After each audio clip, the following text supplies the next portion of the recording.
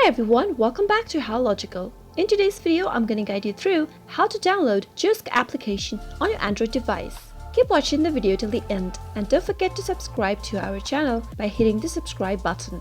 Press the notification bell icon so that you'll never miss another update from us. Go to your Play Store and in the search box at the top, type in Zoosk and search. From the search results, download the Zoosk dating application by tapping on the install button. Wait until the download is done. Zoosk is an online dating service available in 25 languages and in more than 80 countries.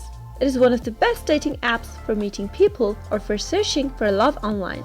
Once the application is downloaded, tap it open, and that way you'll be able to download Zoosk on your Android device. I hope you found the video to be helpful. If you did, go ahead and give us a thumbs up, comment down below in the comment box if you have a question or a feedback for us. I'll soon be back with more tutorial episodes. Goodbye till then.